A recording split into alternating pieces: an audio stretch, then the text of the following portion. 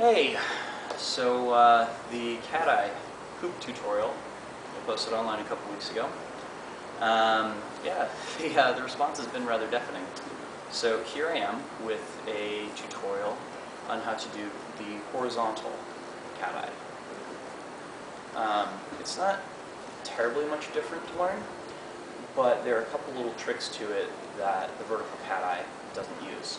The first of which we should cover is if you start with your hand even with your waist center line, top of the hoop even with your head, and let it roll around such that the bottom of the hoop stays even with your waist, bottom of the hoop even with the waist, top of the hoop even with your head, and you crank down on it back to center line and out the other direction, and then crank it back down to center line, out, crank it down. If you can do that a couple times and your wrist starts to hurt, you should probably do this a few more times to build up your wrist strength, because otherwise the completed pattern is probably going to do some unpleasant things to your wrist. If, however, that didn't feel horribly, horribly painful, then congratulations, you're ready to go to the next step, which is breaking down piece by piece. To do that, once again, just like you did with that previous exercise, you start with your hand even with your waist center line. The other end of the hoop is even with your head. And you're going to let the hoop roll outwards to native side. Imagine that it's a wagon wheel and there is an imaginary piece of ground about even with your waist. And you're literally just going to let it roll out along that line. So that now your hand should be about even with your shoulder, pointed straight native side, and the other end of the hoop is straight out native side. Once again, top of the hoop is even with the top of your head, bottom of the hoop, waist level. Once you're here, you're actually going to let go of your grip, and you're going to let the hoop roll around on top of your hand. Your palm pointed towards the ground. The hoop is actually resting on the top of it, right? Once again, your hand is even with the top of your head, bottom of the hoop is even with your waist. Once you're here, you're actually going to let the hoop roll around the heel end of your hand, and you're going to catch it out to the side like that. Now you notice I'm reaching across myself and my thumb is pointing towards the ground. That's going to be really important for getting to the last step. You'll also notice that both the hoop and my hand are out as far non-native side as they can go. And yeah, the next step, once again, you're going to imagine that it's like a wagon wheel going across an area that's about even with your waist, and you're going to let it roll down to the front of you again, right? So the good news is those are all four positions. The bad news is it takes a little bit of doing to get this to flow right, and especially when you're doing in combination with other tricks. So let's go through those four again, and then we'll briefly go into what you can use this in a vertical cateye to do with your hoop spinning. So start off, palm pointed down, hand even with your waist center line, other end of the hoop even with your head center line. You're going to let it roll out to native side. Your hand is as far out native side as it can go, even with your shoulder.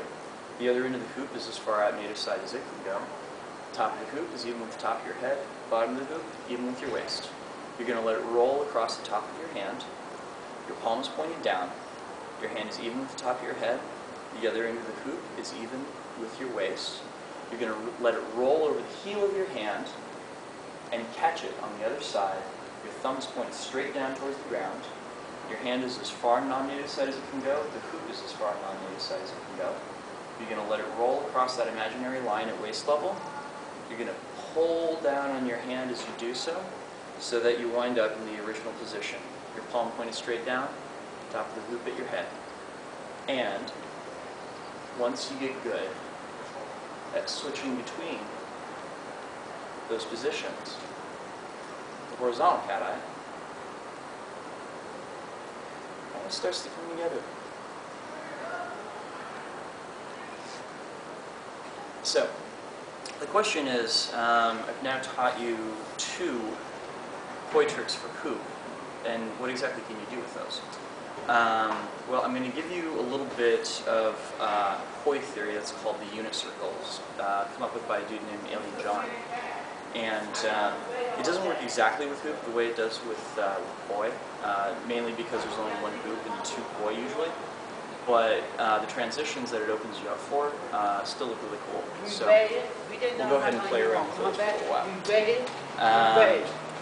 To start with, imagine 4 different ways of manipulating the hoop. One is the isolation, in which the hoop essentially is like frozen in midair, and your hand is just going around the edge of it, like so.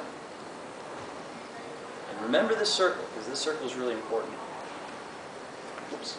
Next up, imagine your hand is going around the same circle, and the hoop is going around the outside of that circle. You're just rolling it around. Rolling it around your hand, like so. This is an extension. Now, last week, or 2 weeks ago I suppose, we learned how to do a cateye, which is kind of splitting the difference between an isolation and an extension. Today, we learned a horizontal cateye. What do all these shapes have in common? They all involve your hand going around a circle the size of the hoop, right? So, let's imagine for a second that we are doing a forearm extension, and we want to move our hand outside of the circle. Let's say there's a circle right next to it, for example. Circle 1, circle 2. As your hand goes around circle 1, there's a point at which circle 1 and circle 2 touch each other, right? If you want to keep your hand going in a continuous path, it'll go down around the second circle rather than down around the first one, right? But by doing so, it switches direction. Right now, I'm going clockwise, or counterclockwise, excuse me. Now, I'm going clockwise, right? So from counterclockwise to clockwise. What if the hoop stays going the same direction when your hand does this? Interesting question. Well, what happens is that you switch between an extension and a cateye, like so. You should be able to do this in one smooth, continuous motion. Likewise, if you want to play around with the idea of the horizontal cateye, what you can find is that over on the sides, it's pretty easy to switch into an isolation. Why is that? Because when you're doing the horizontal cateye, and your hand is out, it's in the same position on the side that it would be if it were doing an isolation, right?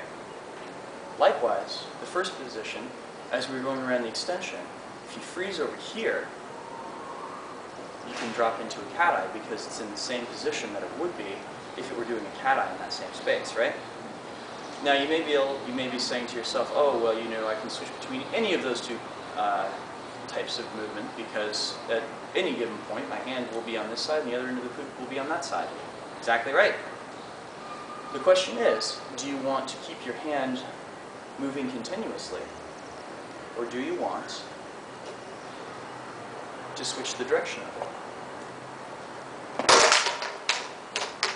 And more importantly, do you want to hold on to the hoop? Once you've answered those questions, you should be able to switch effortlessly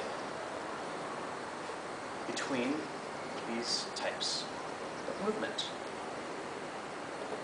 like so. Yeah, so have some fun with that, and if this was helpful to you guys, I've got more Hoy hybrid hoop stuff that I can send your way. For example, what happens when you try and draw out geometric figures. If you guys are interested, once again, leave me comments on this video. And yeah, thank you guys so much for watching. I've really been overwhelmed these past couple weeks. Peace.